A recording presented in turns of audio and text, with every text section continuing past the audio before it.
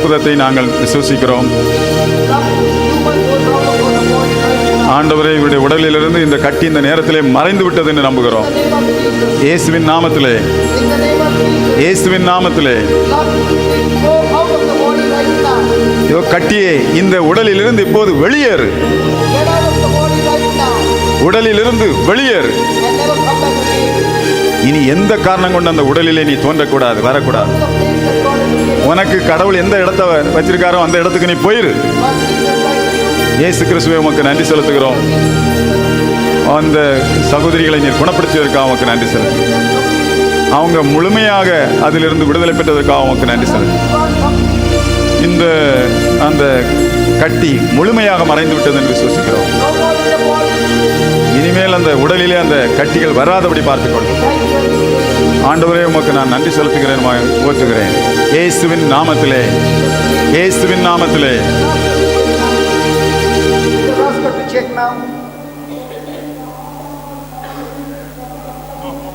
It's God. Thank you, Jesus. Thank you, Jesus. Hallelujah. Just check it. Thank you, Jesus. Can you just close your eyes, please? உங்க கண்ணை மூடிடுங்க. Talk to Jesus. இயேசுவிட்ட பேசுங்க. And tell him that I commit myself to you, Jesus. ஆண்டவரே, நான் என்னை உமக்கு முழுமையாக அர்ப்பணிக்கிறேன்னு சொல்லுங்க. Yes, Jesus, you are my Lord, God and Savior. ஆண்டவரே, நீர்தான் என்னுடைய ஆண்டவரும் மீட்பரும் இரட்சகருமாக இருக்கிறீர்கள் சொல்லுங்க. ஆண்டவரே, நான் உம்மை விசுவசிக்கிறேன்னு சொல்லுங்க. ஆண்டவரே, நான் உம்மை பின்தொடர்வேன்னு சொல்லுங்க. ஆண்டவரே, நான் உம்மை நான் விசுவசிக்கிறேன்னு சொல்லுங்க.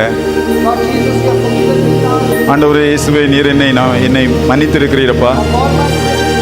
என்னுடைய பாவத்தை எல்லாம் மன்னித்திருக்கிறீர். ஆண்டவரே, என்னை நீர் கழுவி இருக்கிறீரப்பா. என்னை நீர் சுத்தமாக பரிசுத்தமாக மாற்றி இருக்கிறீர். ஆண்டவரே, உம்முடைய தியாகத்தை நான் விசுவசிக்கிறேன். ஆண்டவரே இயேசுவே, நீர் உம்முடைய இரத்தத்தை எனக்காக சிந்தினீர். நீர் எனக்காக மரித்தீர். நீர் எனக்காக உயிர்த்தீர். நான் இந்த ஒரு விடுதலை, நான் இந்த ஒரு கட்டியை நான் பெற்றேன். அதிலிருந்து இப்போது விடுதலை பெற்று ஒரு புது வாழ்க்கையை நான் பெற்றிருக்கிறேன். இயேசுவே, நீர் என் இதயத்துக்குள்ளே வாரும். என் வாழ்க்கையை நீர் என் மேலே நீர் ஆட்சி செய்யும். ஆண்டவரே, நான் உன்னை அன்பு செய்கிறேன். நான் உம்மை அன்பு செய்கிறேன். நான் உமக்கு நன்றி செலுத்துகிறேன். ஆமென். Praise the Lord. Praise the Lord. Hallelujah. Hallelujah. So before the break we were studying about Jesus said, I've come to give you peace. Peace which the world cannot give. Now, இந்த காலை அமர்விலே ஆண்டவர் சொன்ன யோவான் 14:27 சொன்ன அந்த வசனத்தை நாம் தியானித்தோம். அமைதியை உங்களுக்கு விட்டு செல்கிறேன், என் அமைதியை உங்களுக்கு ஒப்படைக்கிறேன். நான் அளிக்கும் அமைதி உலகம் தரும் அமைதி போல் அன்று என்று இயேசு சொன்ன அந்த வார்த்தைகளை நாம் தியானித்தோம். So we were studying on agitation. இன்னும் அது நமக்கு என்ன கற்றுத்தருகிறது என்பதை நாம் பார்த்தோம். That means extreme negative emotional disturbance. அதில் நம்ம என்ன பார்த்தோம் அப்படின்னு சொன்னால், மிக தீவிரமான ஒரு எதிர்மறை உணர்ச்சியினுடைய அதனுடைய தாக்கம், அதை பற்றி நம்ம பார்த்தோம். So I met one sister during the break. இந்த இடைவெளி நேரத்தில் நான் ஒரு சகோதரியை சந்தித்தேன். And she was speaking to me about a son. அவங்க மகனை பற்றி அவங்க பேசிட்டு இருந்தாங்க. She said that the son has finished his college. அவருடைய மகன் கல்லூரி படிப்பை முடித்திருக்கிறான். He doesn't go to work. He is unemployed. அவன் இப்போ வேலை இல்லாமல் இருக்கிறான். But he is with his friends. ஆனால் அவருடைய நண்பர்களோடு இருக்கிறான். Doing all kinds of wrong things. அதனால் மோசமான காரியங்களை எல்லாம் செய்துட்டு இருக்கான். I am praying to God. நான் அதனால் கடவுள்கிட்ட நான் ஜெபிக்கிறேன். I have surrendered him to God. அவனை நான் கடவுளிடம் நான் ஒப்படைத்திருக்கிறேன். You also pray for my son. நீங்களும் என்னுடைய மகனுக்காக ஜெபிங்க அப்படின்னு கேட்டுக்கொண்டாங்க. Praise the Lord. Praise the Lord. So I said to her, நான் அவங்ககிட்ட என்ன சொன்னாங்கன்னா, we learned today நாம் இன்றைக்கு ஒன்றை கற்றுக்கொண்டோம். that agitation is extreme negative emotional disturbance. நம்ம இந்த எதிர்மறையான அந்த ஒரு உணர்ச்சியினுடைய தாக்கத்தை பற்றி நாம் இன்று கற்றுக்கொண்டோம். You have surrendered your son to the Lord. நீங்கள் உங்கள் மகனை ஆண்டவர்கிட்ட கையளித்தாச்சு. But actually speaking, you are all the time worried about your son.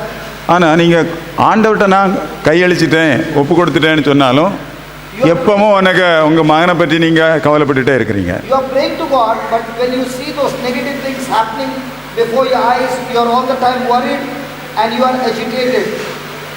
நீங்கள் என்ன நடக்கும் அப்படின்னு சொன்னால், கடவுள்கிட்ட ஒப்பு கொடுத்தாலும் அவன் ஏதாவது தவறுகள் செய்யும்போது உங்களுக்கு கவலை வந்துடுது. அதே அந்த எதிர்மறை எண்ணங்கள் உங்களை தாக்க ஆரம்பித்து விடுகிறது. You are praying, but at the same time you are all the time worried and having fear. நீங்கள் ஜெபிக்கிறீங்க, ஆனால் ஜெபிக்கிற போதே உங்களுக்கு ரெண்டு உணர்ச்சிகள் உங்களை தாக்குகின்றன. ஒன்று கவலை, இன்னொன்று பயம். So even though you are praying, you are not yet committed yourself to the Lord. அதனால் நீங்கள் ஜெபிச்சாலும் நீங்கள் முழுமையாக உங்களை கடவுள்கிட்ட அர்ப்பணிக்கலை, ஒப்படைக்கலை. Your mind is not stayed on the Lord, but your mind is stayed on your son. உங்களுடைய மனம் இறைவார்த்தையில் ஊன்றி நிற்கல, உங்கள் மகனை சார்ந்து தான் இருக்கிறது. Do we go through this situations like this? இப்படிப்பட்ட சூழ்நிலையில் நம்ம கடந்து வருகிறோமா? நமக்கெல்லாம் அந்த மாதிரி சூழ்நிலை இருக்கா இல்லையா? Come on, all, இருக்கா இல்லையா? come on, all you mothers. எப்படி அம்மாமார்களே, இருக்கா இல்லையா? கொஞ்சம் சத்தமாக சொல்லுங்க. I want to give you the answer for that. இதற்கு என்ன விடை, இதற்கு நான் பதில் நான் உங்களுக்கு தர விரும்புகிறேன். In Philippians chapter 4. பிலிப்பியருக்கு எழுதிய திருமுகம் 4ஆம் அதிகாரம். Philippians chapter 4 verse 4. பிலிப்பியருக்கு எழுதிய திருமுகம் 4ஆம் அதிகாரம் 4வது வசனத்தை எடுத்துக்கங்க. It says, rejoice in the Lord always, and again I say rejoice. அது என்ன சொல்லுகிறது என்றால், ஆண்டவரோடு இணைந்து என்றும் மகிழுங்கள், மீண்டும் கூறுகிறேன் மகிழுங்கள். Joy comes through when your mind is stayed on the Lord. மகிழ்ச்சி நமக்கு எப்போது வருகிறது என்றால், இறைவனோடு நாம் இணைந்திருக்கும் போது. Joy comes when you believe in the Lord. மகிழ்ச்சி நமக்கு எப்போது வருகிறது? கடவுளிலே நாம் நம்பிக்கை வைக்கும் போது. That's why the Bible says that Jesus endured the cross with joy. அதனால தான் பைபிள் என்ன சொல்கிறது என்றால், இயேசு கிறிஸ்து சிலுவையை சந்தோஷத்தோடு ஏற்றுக்கொண்டார். He had that joy because he believed that through the cross you and I would be saved. அவர் ஏன் சந்தோஷப்பட்டார் என்று சொன்னால், இந்த சிலுவை வழியாக நீங்களும் நானும் மீட்கப்படுவோம். So in the same way, when you believe in the promises of God, irrespective of your situation, you will have joy. அதனால் நாமும் எந்த ஒரு சூழ்நிலையில் இருந்தாலும் இந்த ஒரு நம்பிக்கை நமக்கு இருந்தால் நம்மிடம் மகிழ்ச்சி இருக்கும். So here he is saying, rejoice in the Lord always, and again I say rejoice. இங்கே என்ன சொல்லப்படுகிறது? ஆண்டவருக்குள் என்றும் மகிழுங்கள், மீண்டும் கூறுகிறேன் மகிழுங்கள். Let your moderation be known unto all men, the Lord is at hand. எதை பற்றியும் கவலைப்பட வேண்டாம், ஆனால் கடவுள் நம்ம அண்மையில் உள்ளார். Hallelujah. Hallelujah. Do we believe that God loves us? நீங்க கடவுள் உங்களை அன்பு செய்கிறார்னு நம்புறீங்களா? நம்புறீங்களா, நம்பலையா? Is his love based on our performance or is it unconditional? நான் உங்கள்கிட்ட ஒரு கேள்வி கேட்குறேன். இது நாம் செய்த செயல்பாடுகளின் அடிப்படையிலா அல்லது நிபந்தனையற்ற நிலையிலா? God loves us unconditionally. கடவுள் நம்மை நிபந்தனையற்ற அன்பை கொடுத்து அவர் நம்மை நேசிக்கிறார். And it is his love that delivers us. இந்த அன்பு தான் நம்மை விடுதலையாக்குகிறது. When you know that God loves you, you are delivered. நீங்க எப்ப நம்புறீங்களோ கடவுள் அன்பு செய்கிறார்னு சொல்லி, அப்போவே நீங்க விடுதலை பெறுகிறீங்க. Is it raining outside? வெளியே மழை பெய்தா இல்லையா? Can you see the water coming outside? இங்க பாருங்க, வெளியே அந்த மழை விழுந்துகிட்டே இருக்குது, தண்ணீர் விழுந்துகிட்டே இருக்கு. Is it raining inside? இங்க அந்த தண்ணீர் வருதா? ஏன் வரல? It's raining outside. வெளியே மழை பெய்துட்டு இருக்கு. But here is a mama ஆனா அங்க அங்கிள் இருக்காரு, who loves her daughter so much. அவங்க சகோதரி இருக்காங்க. அவங்க மகளை ரொம்ப அன்பு செய்கிறாங்க. She loves her daughter so much. அவங்க மகளை ரொம்ப அன்பு செய்கிறாங்க. Even the moisture coming inside, she doesn't want the child to catch cold.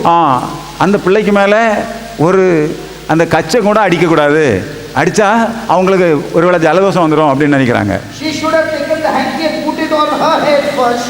அதனால் என்ன செய்கிறாங்க, கர்ச்சீப் எடுத்து தலையில் மூடிக்கிறாங்க, எந்த ஒரு மழை துளியும் படக்கூடாது அப்படின்னு சொல்லி.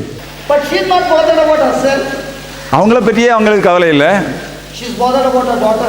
அவங்க மகளை பற்றி அவ்வளோ கவலை. She doesn't want anything bad to happen to her. அவங்களோட மகளுக்கு எந்த ஒரு அசம்பாவிதம் நடந்துக்கூடாதுன்னு நினைக்கிறாங்க. Because it is love. இது காரணம் என்ன, அவருடைய மகளை அன்பு செய்கிறார். If this mother loves her daughter so much, இந்த ஒரு தாய் தன்னுடைய மகளை இவ்வளவு நேசித்தால், who is imperfect, நாம் எல்லாருமே அன்பில் எல்லாமே குறை உள்ளவங்க. how much does our God, the Father, loves us, who is perfect? அன்பில் நிறைந்திருக்கிற கடவுள் நம்மை எவ்வளவாய் அன்பு செய்வார். But do we believe in that God? ஆனால் உண்மையிலே அதை நம்ம நம்புகிறோமா? Do we believe in that Father? ஆனால் உண்மையிலே அந்த தந்தையை நம்ம நம்புகிறோமா? We will say we believe. நம்ம சொல்கிறோம், நான் கடவுளை நான் நம்புகிறேன் அப்படின்னு சொல்கிறோம். But at that same time, all the time we are worried. ஆனால் சொல்லிகிட்டு இருக்கும்போதே கவலை நம்ம ஆட்கொண்டுகிறது. So when you are worried, நம்ம கவலைப்படும் போது you are believing that your circumstances or those negative emotions or disturbance is more greater than the Father. ஆமாம், நீங்கள் கவலைப்படும் போது அதுக்கு என்ன அர்த்தம் அப்படின்னு சொன்னால், இந்த தந்தையாம் இறைவனை விட உங்கள் சூழ்நிலை அல்லது சூழ்நிலை உருவாக்கக்கூடிய அந்த ஒரு நிலைமை அதை விட பெரிது நீங்கள் நினைக்கிறீங்க. Look at verse number 6. பிலிப்பியர் 4:6 நீங்கள் வாசித்து பாருங்க. Be careful for nothing, but in everything by prayer and supplication with thanksgiving let your request be made known unto God.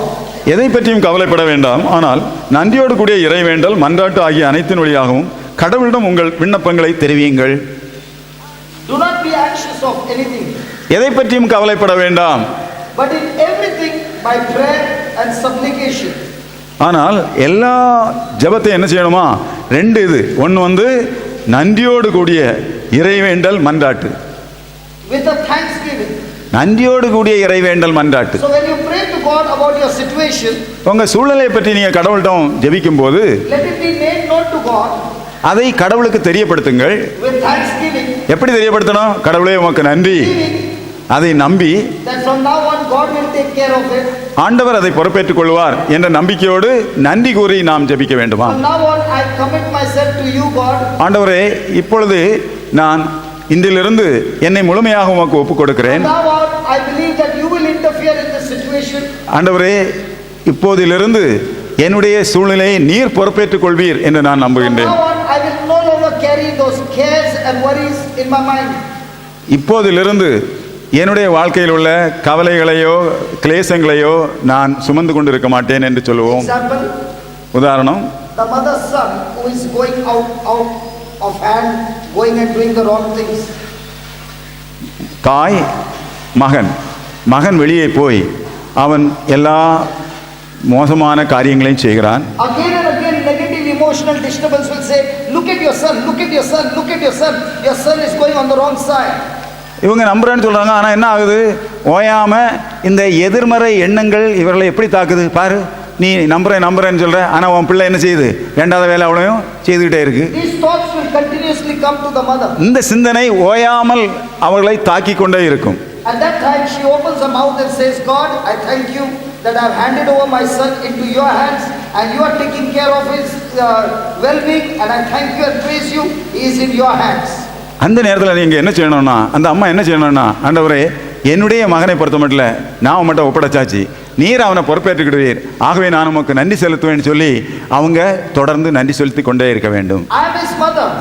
நான் அவருடைய தாய். But you are the creator. ஆனா அந்த மகனை உருவாக்குனது படைத்தவர் நீர்தான். You love my son more than I love my son. நீர் இல்லாம என்னுடைய மகன் கிடையாது.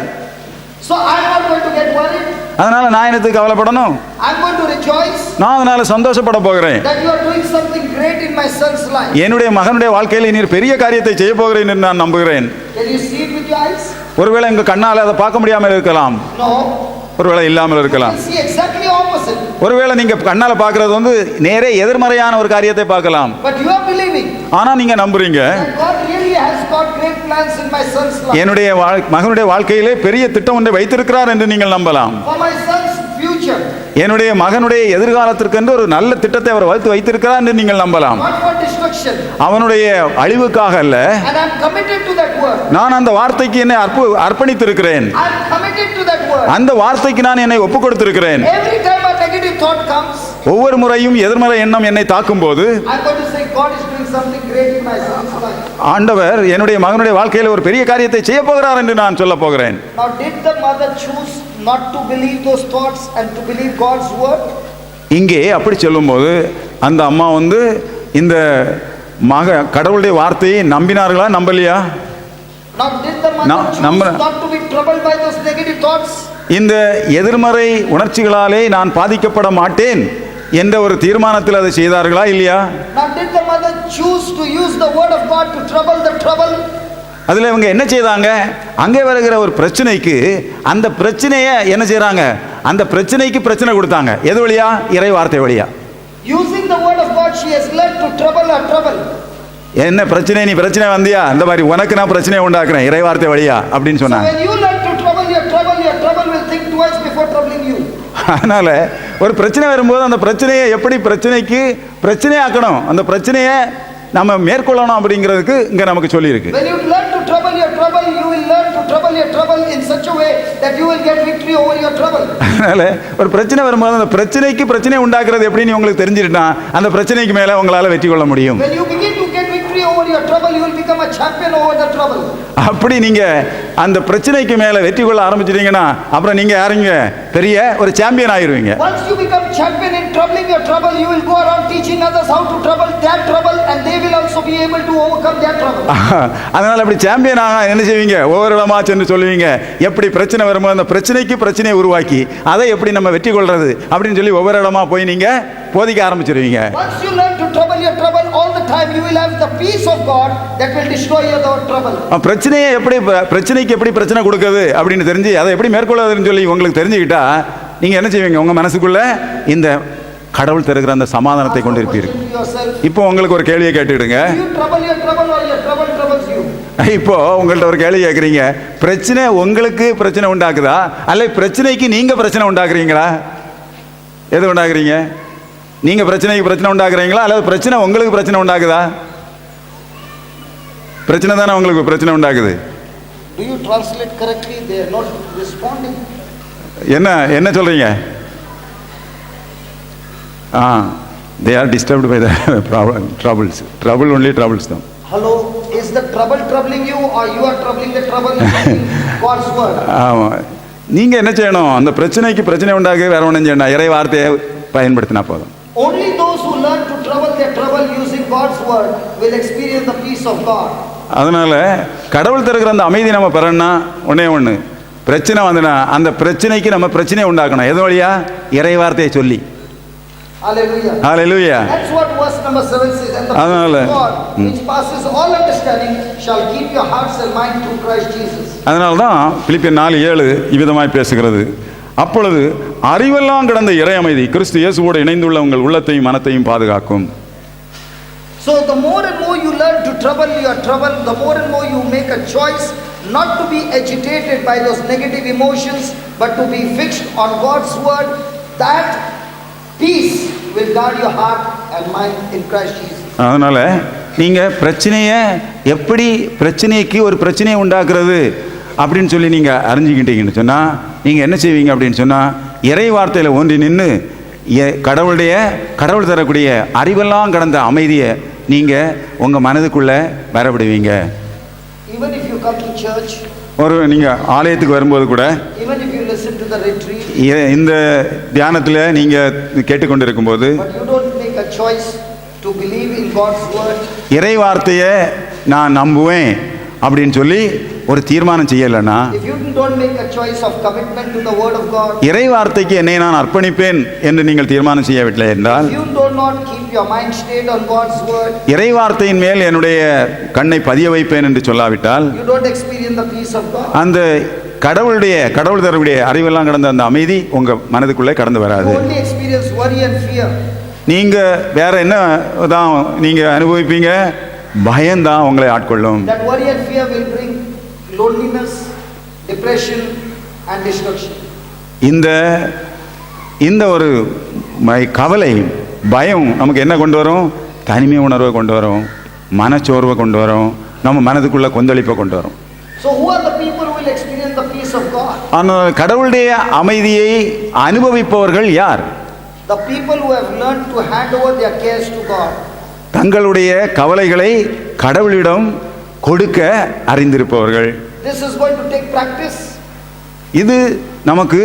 இதுக்கு நமக்கு பயிற்சி தேவைப்படுகிறது. This is going to take training. இதுக்கு நமக்கு பயிற்சி தேவைப்படுகிறது. And it will give you the victory. ஆனா இது நமக்கு வெற்றியை கொண்டு வரும். Hallelujah. Hallelujah. Hallelujah. Hallelujah. I want all of you to open your Bible to Philippians 4 verse 8. I want everybody to read the verse 8. பிலிப்பியர் 4ஆம் அதிகாரம் 8வது வசனத்தை பைபிள் வச்சிருக்கவங்க யாரெல்லாம் கை எழுப்புங்க, எல்லாம் திருப்புங்க. Please read from your own Bible. உங்க பைபிள்ல இருந்து எல்லாரும் சேர்ந்து வாசிக்கலாம். 371வது பக்கம் எடுத்துட்டீங்களா? Together, let's read it together.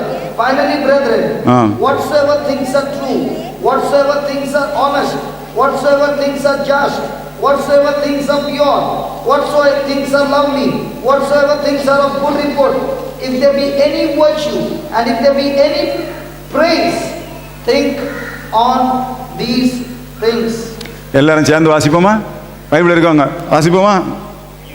இறுதியாக சகோதர சகோதரிகளே, உண்மையானவை எவையோ, கண்ணியமானவை எவையோ, நேர்மையானவை எவையோ, தூய்மையானவை எவையோ, விரும்பத்தக்கவை எவையோ, பாராட்டுக்குரியவை எவையோ, நற்பண்புடையவை எவையோ, போற்றுதற்குரியவை எவையோ, அவற்றையே மனத்தில் இருத்துங்கள். Question: do we think on these things or do we think on things that are opposite to these things? உண்மையிலே நம்மகிட்ட நம்ம கேள்வி கேட்டுக்கிடுவோம். நம்ம இப்படிப்பட்டதை மட்டும்தான் யோசிக்கிறோமா, சிந்திக்கிறோமா, அல்லது இதுக்கு நேர் எதிர்மறையானவற்றை சிந்திக்கிறோமா? எதைத்தான் சிந்திக்கிறீங்களா? எப்போ பார்த்தாலும் இதான் சிந்திக்கிறீங்களா? நோ, தேசி. Listen, sister, you are going on shaking your head. Just talk to her. Just tell her. You are going on shaking your head. உங்க தலையை இப்படி அசிச்சுட்டே இருக்கிறீங்களா? I used to do the same. நானும் ஒரு காலத்தில் இப்படி தான் தலையை அசிச்சுட்டே இருந்தேன். 15 years back. 15 வருஷத்துக்கு முன்னாடி I got delivered. எனக்கு அதுலேருந்து விடுதலை கிடைச்சது. Because I chose to speak the word of God. எப்போ அப்படின்னு சொன்னா, இறை வார்த்தையை நான் அறிக்கையிட ஆரம்பித்த பிறகு. You must believe. நீங்க உண்மையிலே நம்பணும். And you must speak. நீங்க உண்மையிலே நம்பணும். That Jesus is in you. இயேசு கிறிஸ்து உங்களுக்குள்ள இருக்கிறார். Jesus is in you. இயேசு கிறிஸ்து உங்களுக்குள்ள இருக்கிறார். Jesus has set you free. இயேசு கிறிஸ்து உங்களை விடுதலையாக்கி விட்டார். Jesus is in you. இயேசு கிறிஸ்து உங்களுக்குள்ள இருக்கிறார். Jesus is in you. இயேசு கிறிஸ்து உங்களுக்குள்ள இருக்கிறார். Jesus has set you free. இயேசு கிறிஸ்து உங்களை விடுதலையாக்கி விட்டார். Jesus is in you. இயேசு கிறிஸ்து உங்களுக்குள்ள இருக்கிறார். Jesus has set you free. இயேசு கிறிஸ்து உங்களை விடுதலையாக்கி விட்டார். இயேசு கிறிஸ்து உங்களுக்குள்ள இருக்கிறார். இயேசு கிறிஸ்து உங்களை விடுதலையாக்கி விட்டார். இயேசு கிறிஸ்து உங்களுக்குள்ள இருக்கிறார். இயேசு கிறிஸ்து உங்களை விடுதலையாக்கி விட்டார். இயேசு கிறிஸ்து உங்களுக்குள்ள இருக்கிறார். இயேசு கிறிஸ்து உங்களை விடுதலையாக்கி விட்டார். இயேசு கிறிஸ்து உங்களுக்குள்ள இருக்கிறார். இயேசு கிறிஸ்து உங்களை விடுவித்து விட்டார். Ask her to say, Jesus is in me. இயேசு கிறிஸ்து எனக்குள்ள இருக்கிறார். சொல்லுங்க. No, ask her to repeat, Jesus is in me. Yes,